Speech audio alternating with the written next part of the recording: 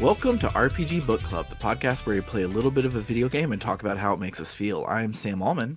I'm Bernard. And I'm Trish.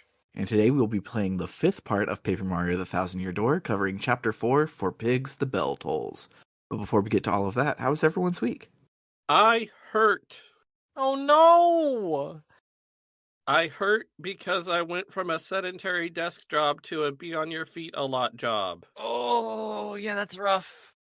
And I'm fat and out of shape. So yeah, I hurt. But other than that, the new job is pretty okay and has been going okay. Good. Yeah, that's about all I've got. Nice. What about you, Trish? On my end, honestly, not a lot has happened to me that's worth, this is one of those weeks where it's just like, here's the media I've been consuming because I don't know what else to say. So if anyone who's been listening to the current season of Dimension 20, Fantasy High Junior Year, it's so good, and the newest episode is just, I feel like I've said this 4 to 5 times at least this season, but it's like, oh, this is just one of the best Dimension 20 episodes ever. Brennan is just absolutely knocking it the park this season. All the players are doing incredible as well. It's just a wonderful actual play podcast / show. I don't really, I experience it as a show more than a podcast, but I know a lot of people refer to it that way. And then the other, you see, the problem with Fantasy High Junior Year is it came out the week before me and my partner broke up, who were really into it together. So I have not been able to shake that off to get around to it. And every single tiny clip I see like coming across my TikTok or whatever, I'm like, well, swipe past real fast. I don't want spoilers, but I'll get around to it eventually. Understandable, and yeah, I've had that with pieces of media before as well. Then the other thing that's been, and this is, when I say this is recent, this is literally today, I realized I have Libby, and I can use that to listen, I'm not just a fan of One Piece because I enjoy the stories. I'm a pirate. I enjoy getting things other ways, but it's really nice getting, something through your local library, even through something like Libby. It's better to go through them directly, which is what I prefer to do, but also just, using stuff like that is good, and I like doing it if I can. And so I put it on hold for a couple books, one of which I got unexpectedly early. I guess people ahead of me in line either said no or something. Anyway, I've listened to just today 4 hours of the Gideon the Ninth audiobook. Oh, yeah. It's so good. I've already read this book, but I've been told by several people, including Sam here, that the audiobooks, especially for the second book of the series, are just top tier incredible. And I do love a good audiobook, so I am going through the first book a second time now. And I really enjoy it. I should have had the author or the narrator's name on immediate standby. Isn't it Moira Quirk? I was gonna say that, but I wasn't 100% sure. Moira Quirk does an incredible job so far. I just got to when Coronabeth and Ianthe first show up, and those voices were very good. But my favorite is still it's Gideon the Ninth. If you need a great Gideon voice, and her Gideon voice is spectacular. And I say that partially because I don't know if I just have an uncultured ear or it is this similar, but in my brain it's literally the same voice as Ace from Doctor Who.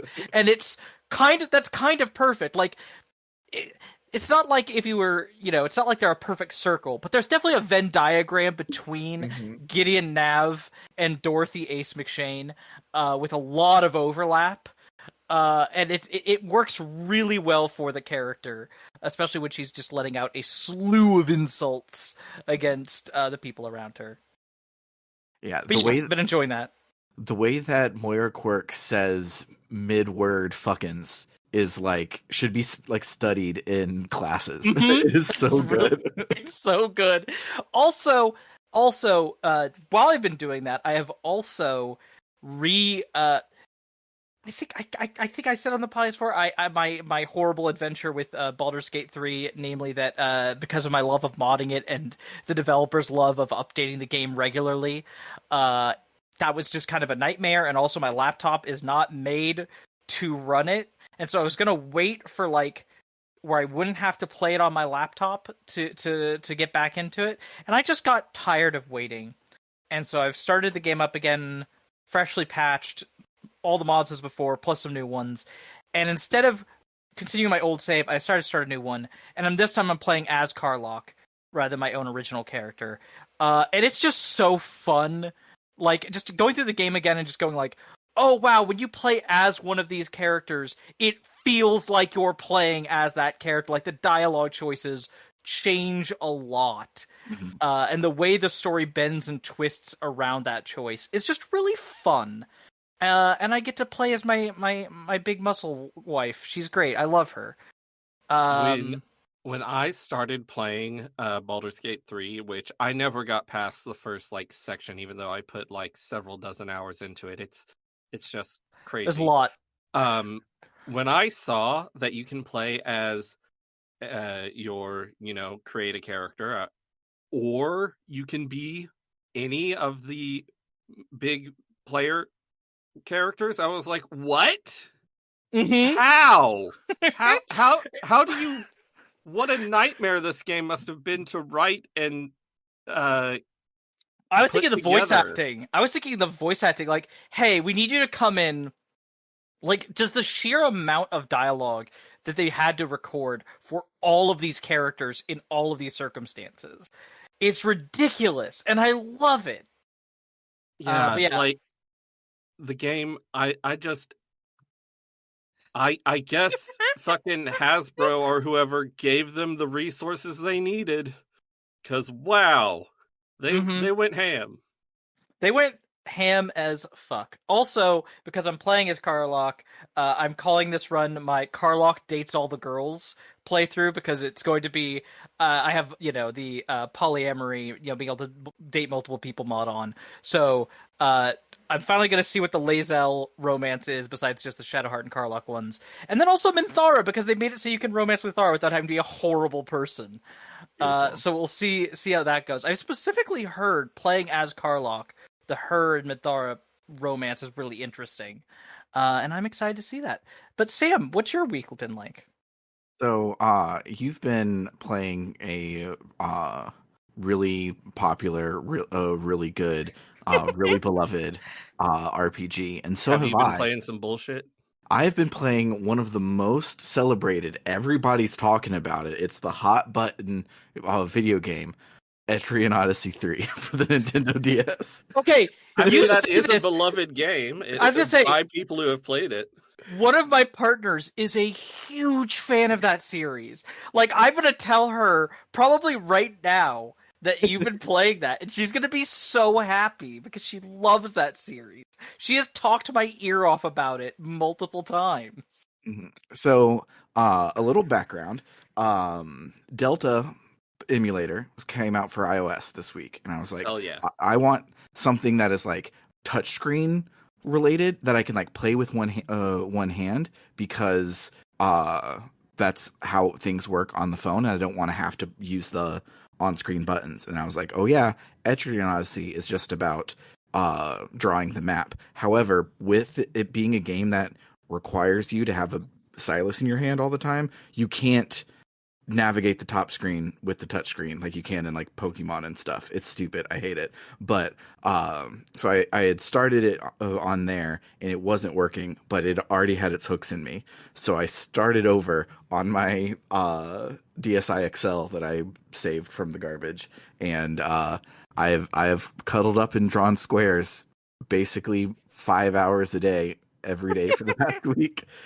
I am just outside of the boss room of the first stratum, and I realized super late that, because there's a skill you can get, and it's like, oh, to get bonus experience points. So I was dumping everybody's stuff into it, and it didn't seem like I was getting any more experience points. So I looked it up, and that is a skill for bullpen experience. So the people that you keep back at the guild will be getting experience while your other people are out going. So instead of making my 5 guys who are important, it's better to make all 30 guys you can possibly have and train all of them in bullpen experience. And so then if you ever need to change it up, you have somebody back at the place to do it. And so I kind of had to stop and start over. And then I realized that the farmer class is OP. They suck completely horribly in battle, but like if they survive at the end of battle, you get bonus experience. If they have a skill that is all of the gathering skills put into one, so you have to use a third as many skill points to be able to get all of the things. And they have like rare item finders, and so money is incredibly tight in this game until you make a party of farmers who can go to the closest thing and just grab 13 rare items for basically free and then come and sell them back. And I was playing the game very wrong, and now I'm not. But Bernard, you'd be proud of me. From the very beginning, I was using status effects, and I was using buffs and debuffs because Oh, the game is hard. If you don't do that, you get to your first like rare mob on floor 1, which is in number 3. It's a lynx, and it wipes you if you don't do the please don't wipe me debuff. And yeah, it's been a whole lot of fun, and I'm sure that I'm going to manage to keep dodging the Final Fantasy VII Rebirth spoiler minefield, but I'm not making it easy on myself by stopping and playing a 80-hour dungeon crawler RPG. The thing with Final Fantasy VII Rebirth is it's like a food that is extremely rich, Mm-hmm. and sometimes it's just, even though it's the best fucking food you'll ever taste, sometimes it's just hard to get yourself ready to eat something so rich and dense. It's literally that scene from Matilda. We have the best, richest chocolate cake in front of us, but it's too much cake. It's too I'm much not cake. familiar.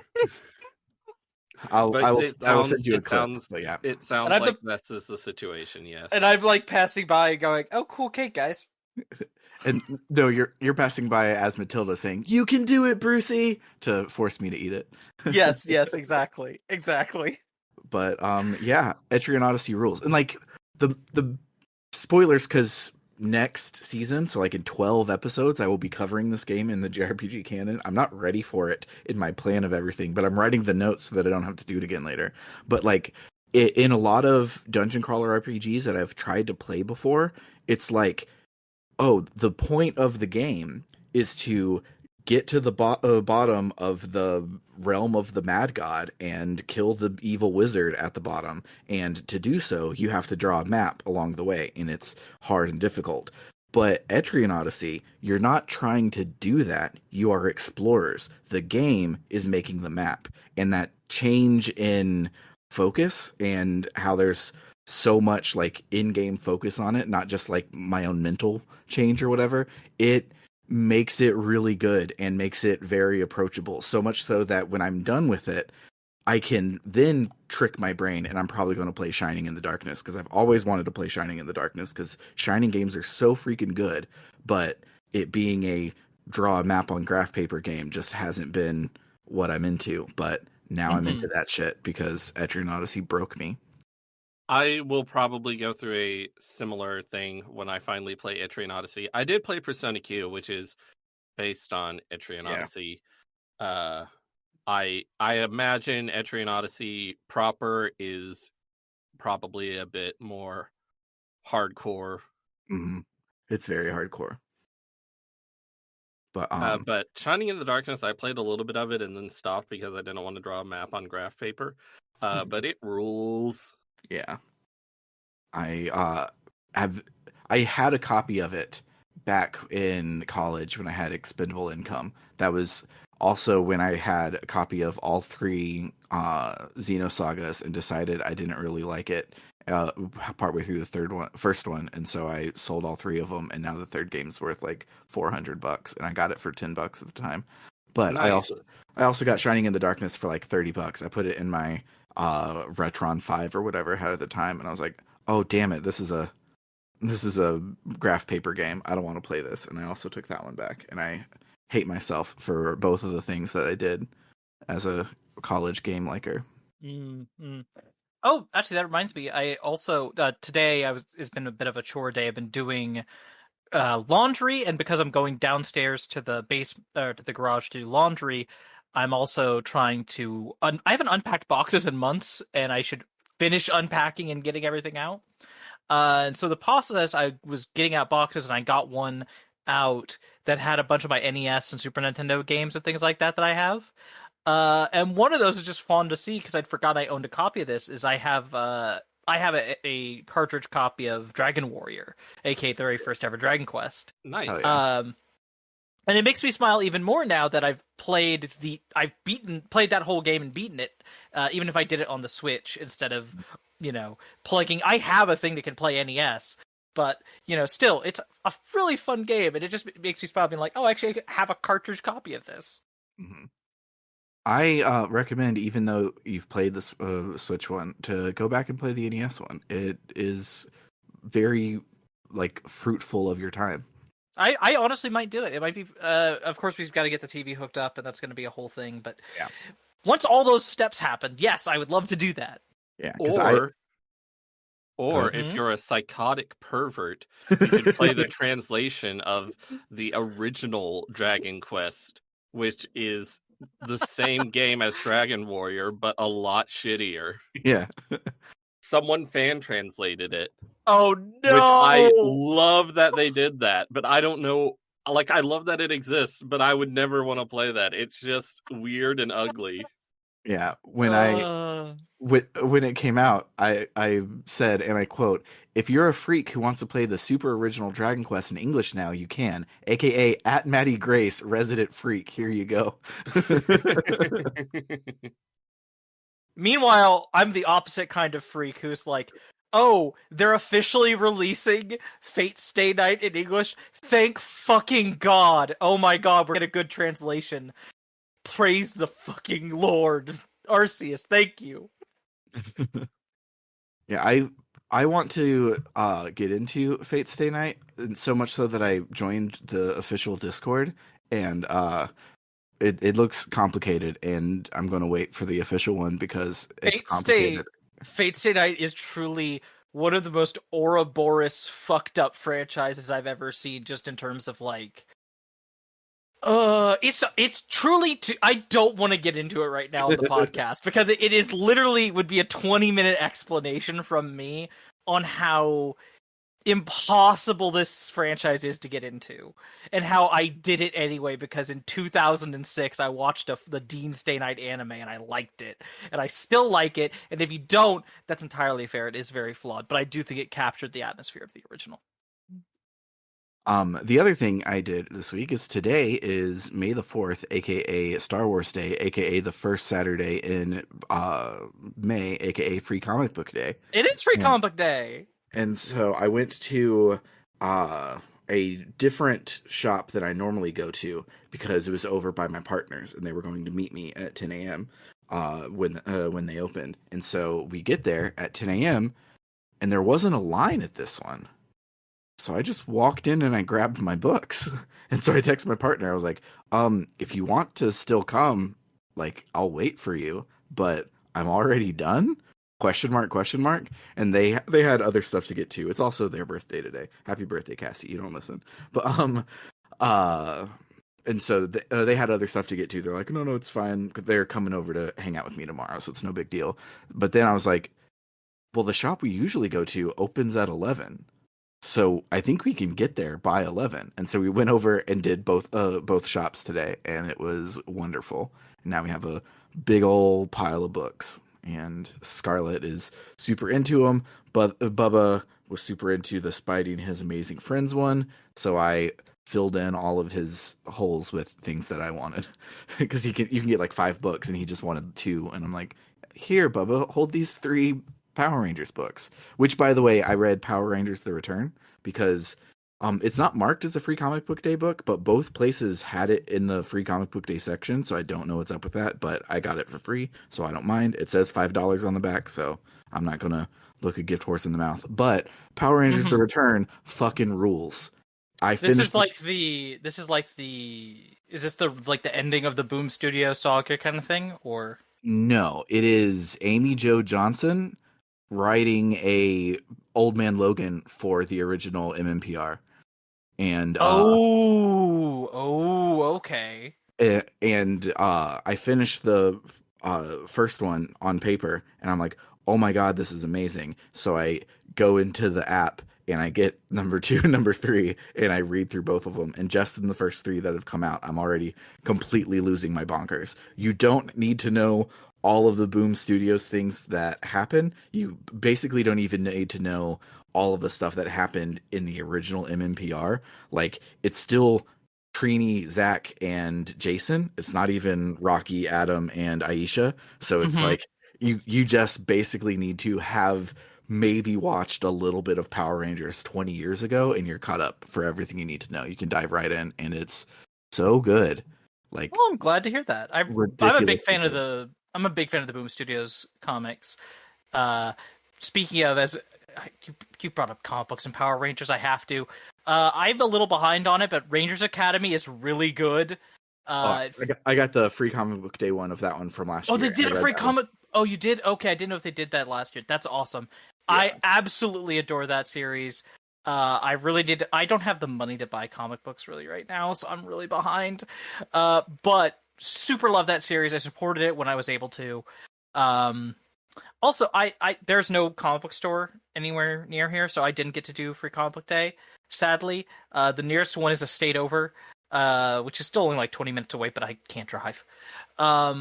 But my sister went to Free Comic Book Day today, and in the process, she ended up meeting another person who, like her, does an actual play tabletop RPG podcast, who's also disabled, and the two of them had. She made a friend in real life, which is really good because she's currently in like the Midwest in the middle of nowhere in an area where she knows nobody but her family. So I'm really happy for her. Oh yeah. Love to make a friend. Yeah. And you know what happens in this chapter of Paper Mario? Kind of the opposite of that. You lose all of your friends. And then you get one more? But she's cute, so it makes up for it. She's extremely cute. So yeah, let's listen to some more music, and then we will talk about Paper Mario. Good music this week too. Oh, extremely good music.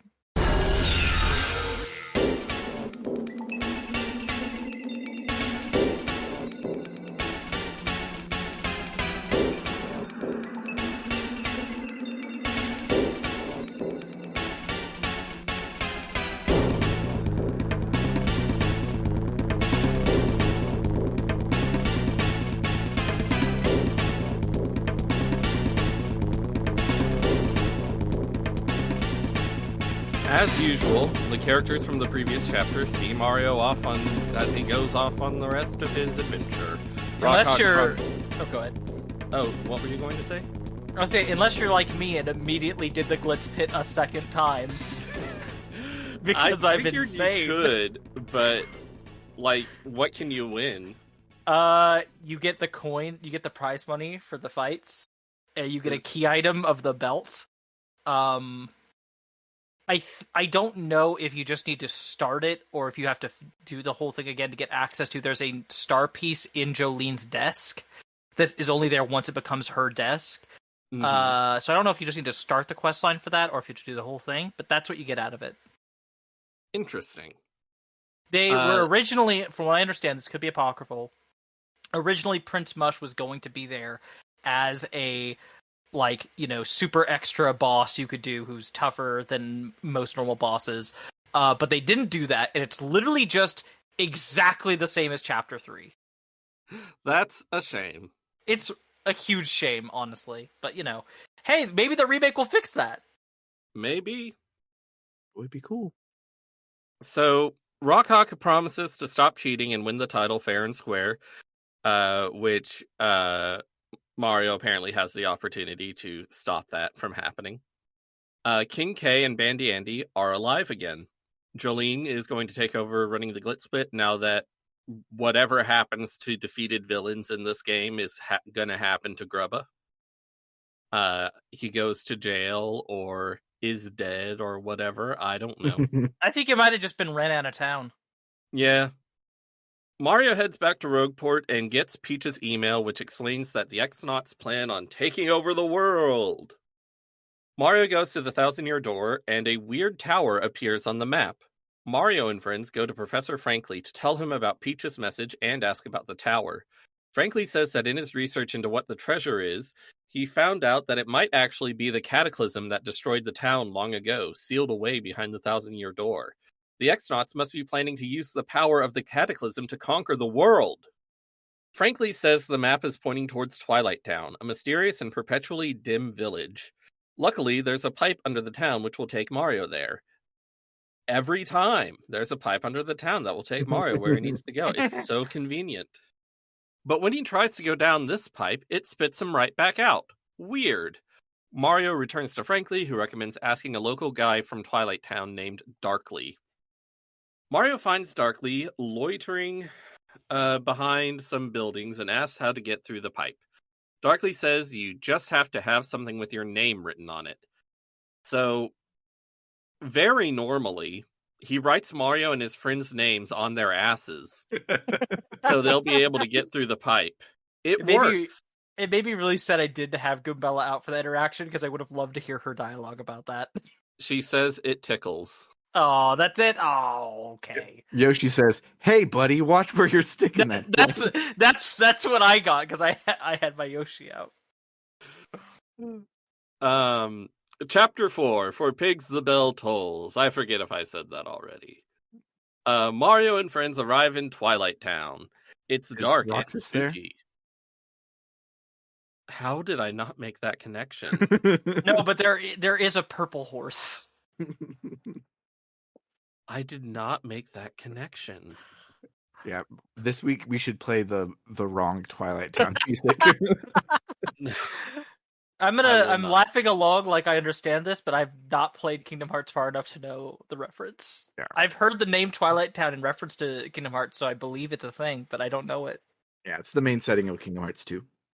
I see. It's the setting of the one good part of the entire Kingdom Hearts franchise. Yes. The beginning of Kingdom Hearts 2. Okay. The tech demo for Kingdom Hearts 3. That's the one good part. Anyway, Twilight Town is dark and spooky, and there are pigs everywhere. A local walks up and tells Mario and friends that it's a bad time to visit. Before he can elaborate, a far-off bell tolls, and he turns into a pig. Another guy walks up and introduces himself as Dower, the mayor of town. He explains that there's an old tower called the Creepy Steeple outside town, and the dark creature who lives there cursed the town, so whenever the steeple bell rings, one of the villagers here turns into a pig. He tells Mario and friends to leave before they become pigs too. They say they can't leave because they're here looking for the crystal star. Dower says the description sounds like an object held at the Creepy Steeple. Mario and friends leave for the Creepy Steeple, except there's someone blocking the gate, who says they need Dower's permission to pass. They head back to the mayor's house and find he's been turned into a pig. Oh no, they can't get his permission now.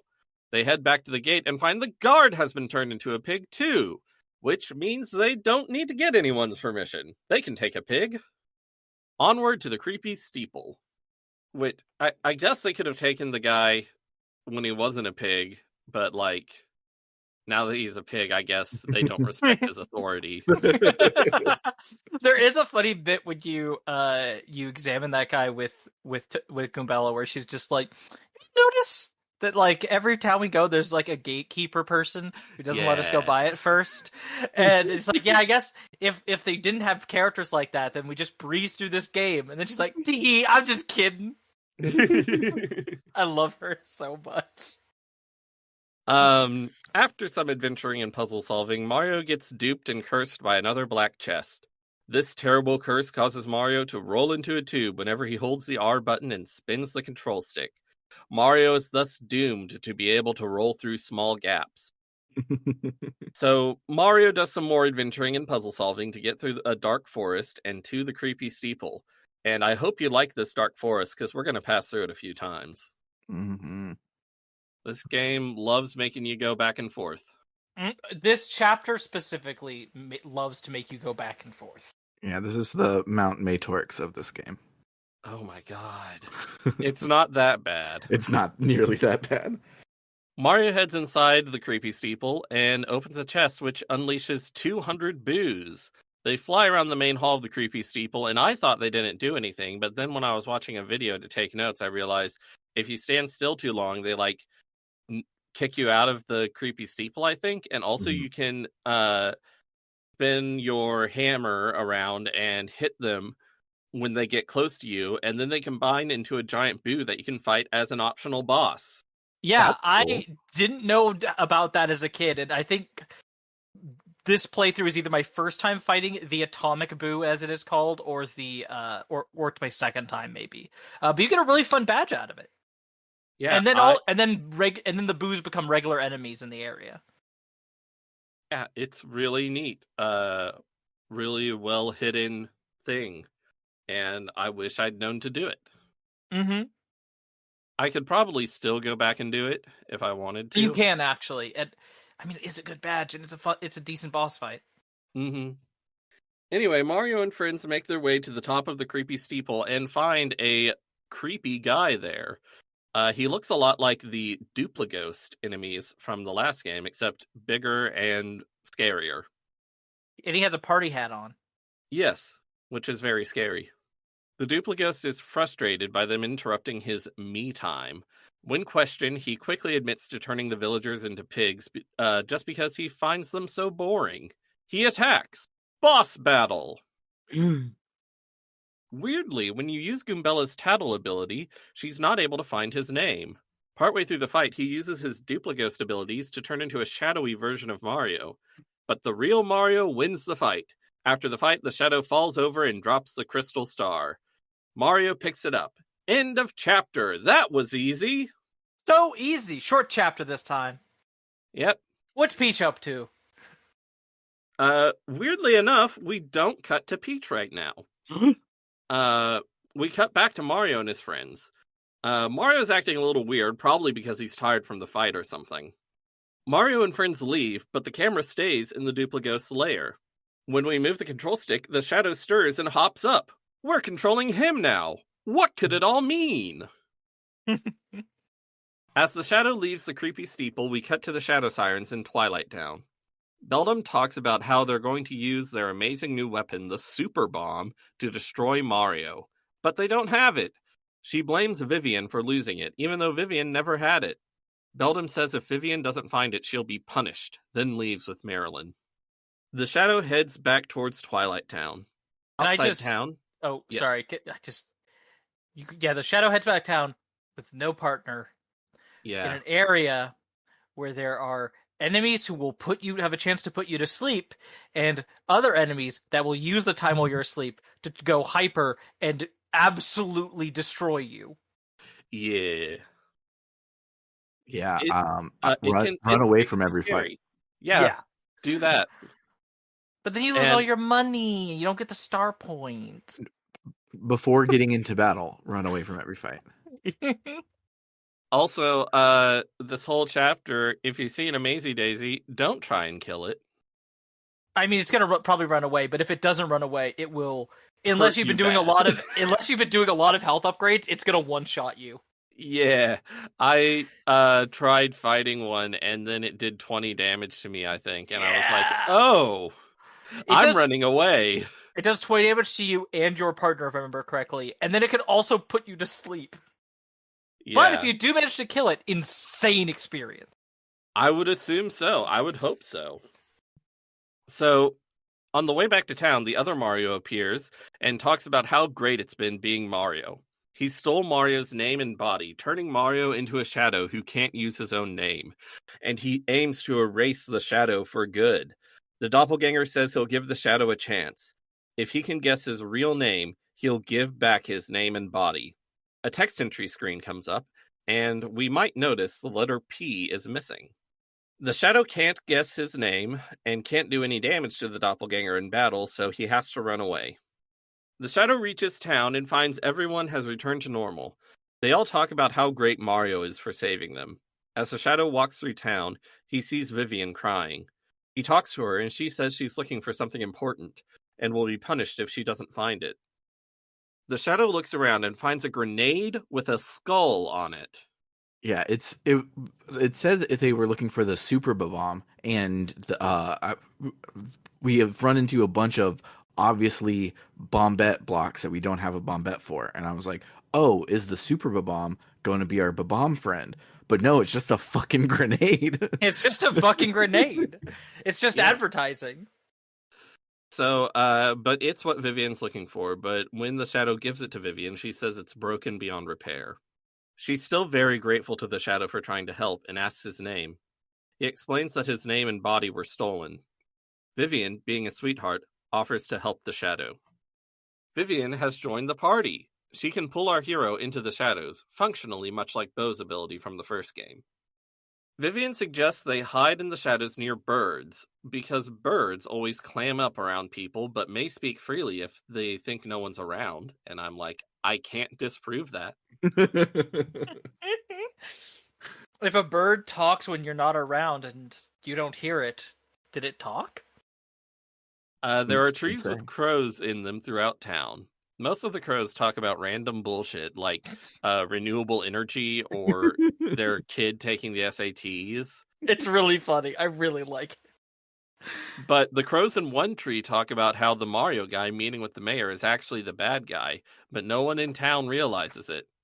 They say that the creature that lives in the creepy steeple locked the only one who knows his true name in the basement, because if no one knows your name, you can use horrible magic. But if someone says your real name, then your magic will stop working. The Shadow and Vivian leave town and are stopped by Mario again. Vivian's like, so this is the guy who stole your name? He looks familiar. The Shadow Sirens aren't very smart. Or at least, yeah, no, in general, yeah. I love Vivian, but she's not the brightest. Beldam and presumably Marilyn make the same mistake in Chapter 2, so... They do, yeah. Anyway, Mario gives the Shadow another chance to guess his true name, but the Shadow has to just run away. With Vivian's abilities, the Shadow is able to access the basement of the creepy steeple. There's a parrot trapped there. When the Shadow and Vivian hide, the parrot talks about how that nasty Dupless locked him up here just for knowing his true name, and that's no way to treat a parrot. We now know Mario's true name! And what's more, there's a chest here containing the letter P. Nice! The Shadow returns to the outskirts of town and is once again stopped by Mario. But this time the Shadow says Mario's true name, Dupless. Mario is horrified and runs away back to the creepy steeple. So now the Shadow has to go all the way back to the creepy steeple again.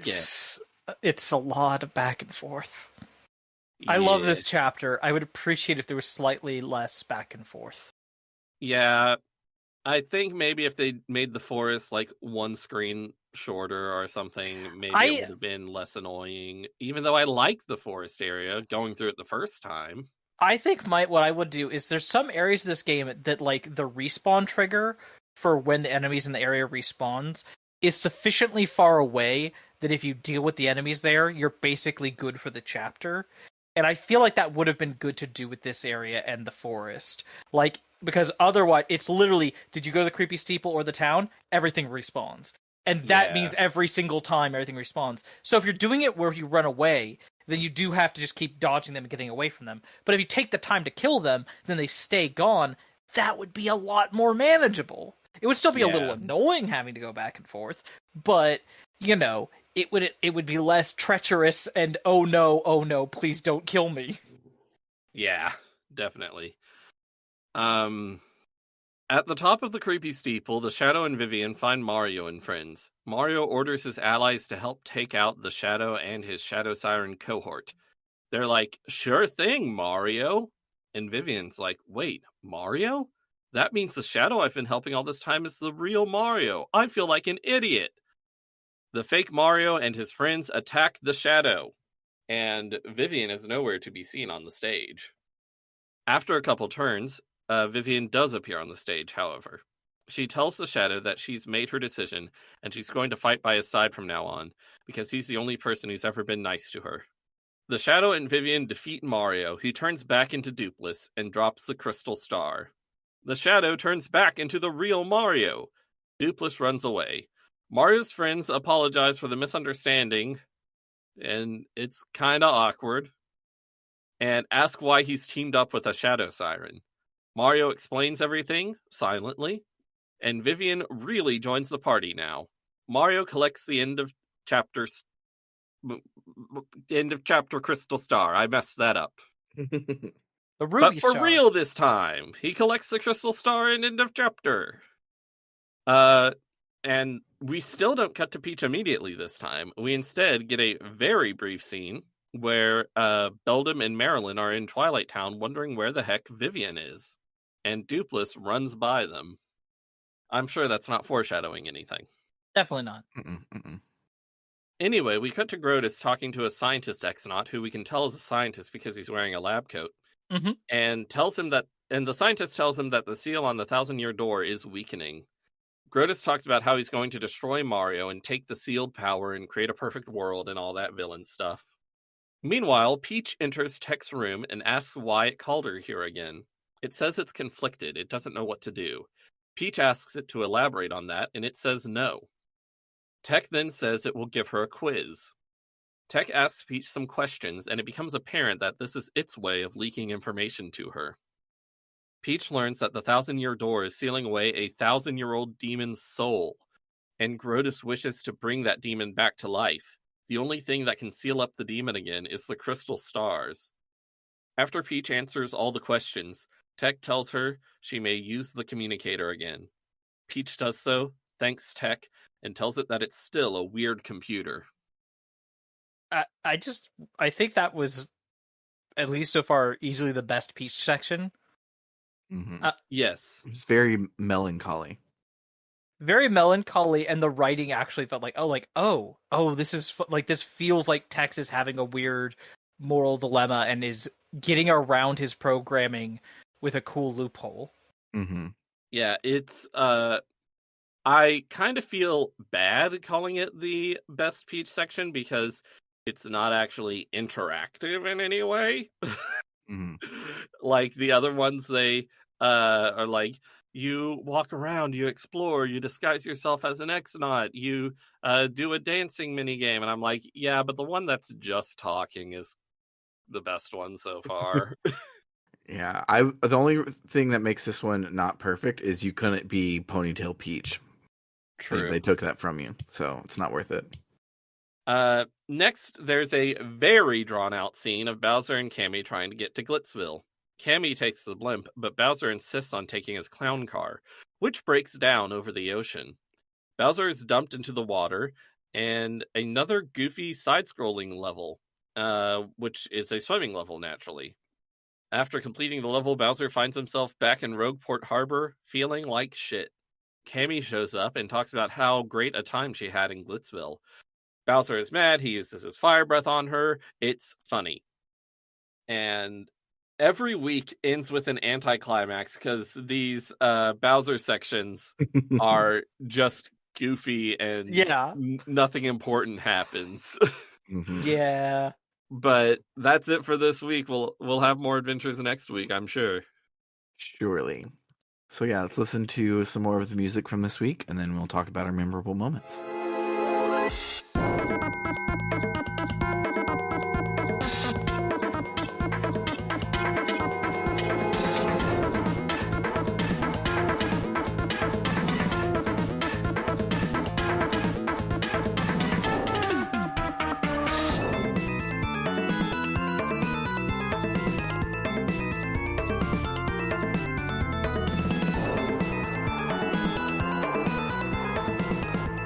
Alright, so Luigi, he's the best, and I love him.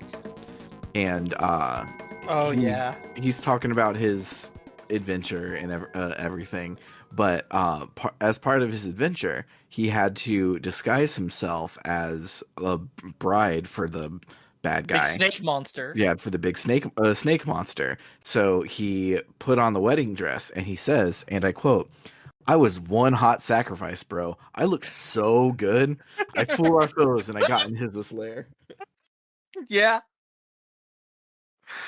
That is exactly what he says. And in Mario and Luigi Superstar Saga, Luigi disguises himself as Princess Peach at one point.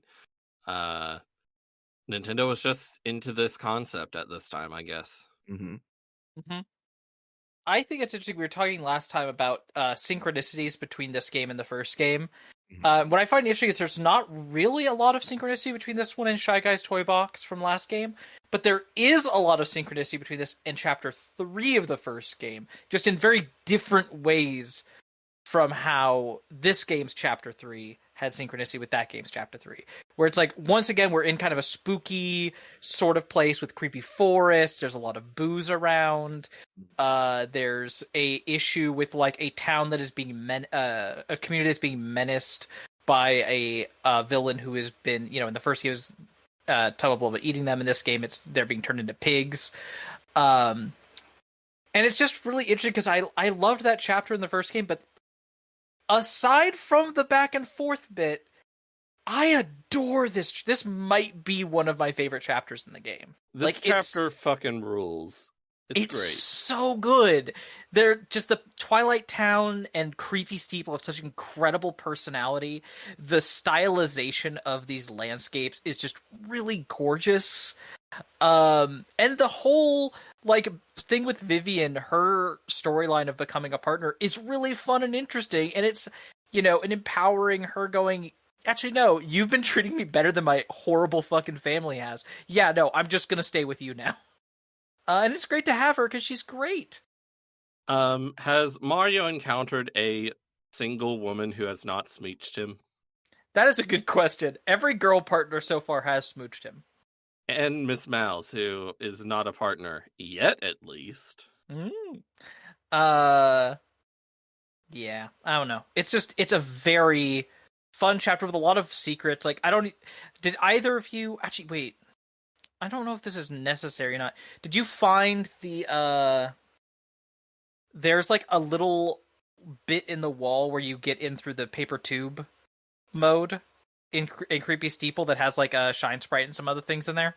Yeah, lots of good stuff in there. Including, there is a cookbook, which is how you unlock being able to cook two things together for a recipe back in with the lady who you stomped on her contact lens, which is really important to get because that's most of the recipes in the game. I really like the giant stained glass of Dupless in It's so Creepy good. Steeple. It's great. All the graphics in this chapter are really good. Mm-hmm. There's also, I didn't mention this in my recap, but when you return to the village as the Shadow, you can go in the mayor's house and see Mario there with all his friends, and his friends each say something along the lines of, "You're acting a little weird, Mario." And then if you talk to Mario, he says something like, "Wah, yahoo, woo, yeah, it's a me." Yeah, And he's doing a very bad Mario impression. it's great. Also, Mario has these little voice clips in this game. Just Charles Martinet going woo and yahoo and oh yeah and stuff like that. They managed to find a filter to put on them that makes them menacing. Mm-hmm. Agreed. Which they use when Dupless shows up as Mario. I don't know how many filters they had to go through to find one that made it menacing, but they did. They found it. They did.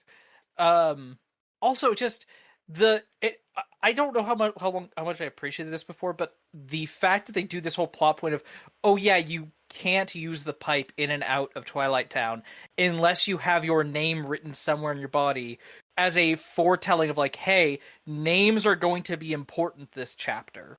Yeah. And then because you get your name taken and you don't have your name written anywhere on you, once that happens and your shadow gets, you become the Shadow, you're stuck in Twilight Town. You can't escape. Mm-hmm. Yeah, originally in my notes that I wrote, I was referring to him as Shadow Mario, but then I was like, no, he lost his name. I'm not going to use his name for him until he gets it back. He's Shadow Gonzalez. Yeah, last episode I called him Gonzalez the whole time. This episode I called him the Shadow the whole time. Yeah. One thing I love is I don't remember exactly what he said, but after you get your name back and everybody's apologizing, Yoshi says something about I thought your name was Gonzalez or something like that. Yoshi does He mentioned something about usually Gonzalez. call you Gonzalez, I think. Yeah. But yeah. Fun fact, there is an error in the script later in the game where there is one specific part where if you have Yoshi out, he will call him Mario instead of Gonzalez. Whoa. I prefer the name Gonzalez. Listen, it's a very cool name. Yeah. This chapter is cool. It's a really fun twist. It sort of takes I forget what chapter it is, but the Lava Island chapter has in the first game it has a fake out where you think you've beaten the boss and it does a little fake out and then it turns out you haven't beaten the boss. And then after you beat the boss and you get the Star Spirit, there's another little fake out where it's like, oh, you're not out of the woods yet. You still got to escape the volcano and everything. So it felt like they were like, oh, we can do a fake out, except the fake out is going to be over half the chapter. And it's great. Also, just doing something fun with the party members of you lose all your party members and then you get a new one, but you can only use that one for a bit. It's neat. I'm a little sad in the fight against Dupless that if you take the time of actually beating your party members, you don't get any star points for them. I'm just saying, I feel like Goombella, like, they should all be worth something. I did not attack Goombella because I could never. I love her dearly. I still defeated all 4 partners for the fun of it. I figured if you defeat Goombella, then Coop shows up and so on. I figured that's probably what happens. And when Koops is out, you can flip him over like a normal Koopa. Aw. Poor Koops. Poor Koops. Yeah, I don't know. I feel like I don't have too much to say about this chapter. I feel like the ways in which it is really cool are just very evident. It's really good. If you tell Dupless his name is Dupless, he says it's not. I tried. Yeah, I know. Yeah, no, it doesn't work. You got to have proper grammar. One time, I told him his name was Marty-O, which is what the puny elder called Mario. It was wrong. But yeah. Great chapter. Excited to play more. But that will do it for the week. So if you like what you heard, you can head on over to www.rpgbook.club, where any and all donations help us cover the costs of running the show and making it better and better. If you set up a recurring monthly donation, you also get some additional benefits. If you donate $1 more a month, you get access to our bonus feed, where this week we completed... Wait, is that this week or was that last week? This week. This week. Yeah, we completed Star Ocean. That's the one. My brain was saying FDR, and I was like, "What does that stand for?" I'm like, Franklin Delano Roosevelt. Star Ocean First Departure R. Yes, we finished it, which means that next week we're going to be back playing Tales, playing the first chunk of Tales of Eternia, aka Tales of Destiny II, not to be confused with Tales of Destiny 2. But yeah, you also get access to our polls to decide what game we play next on the main feed. Next we will be playing Persona 3 Reload as a anniversary, because Persona 3 the original was the first game we ever played, and these two chuckleheads weren't on the podcast at that point, so it won't be completely like a rehash of content. It'll be my second ever Persona game. Well, third, because there are 2 Persona 2s, but hey. Yeah. Oh man, it's so good. I mean, I haven't played Reload, but Persona 3 is so good. It's so good. I'm so excited for that. If you want to up your donation and donate $5 or more a month, we'll also shout your name at the end of every episode, just like this. Shoutouts to Cerebral Wind, It's Clear Time, Frosthair, Dragonslayer 19, Florist, Kaldron, Freddy Rodriguez, AARon524, and JFro Prime. And then finally, if you love us so much that you want to donate $20 or more a month, you also can make me say a sentence of your choosing, either to plug something or just to make me say some certain words in a certain order. So shoutouts to El Tantvi, who wants you to check out Aftermath.site, a worker-owned, reader-supported news site covering video games, the internet, and the cultures that surround them. Shoutouts to Vimk, who really wants you to play Legend of Legaia, but if you wanted to maybe wait on playing Legend of Legaia for approximately 10 to 12 weeks, you could.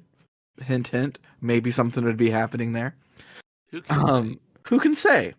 But shout outs to Carr, who is a dentist, so he isn't plugging a website, but rather your own mouth, and he says to brush your teeth twice a day, most importantly, the time before you go to bed. For RPG Book Club, I have been Sam Allman. I'm Bernard. And I'm Trish. Toodaloo, folks. Bye.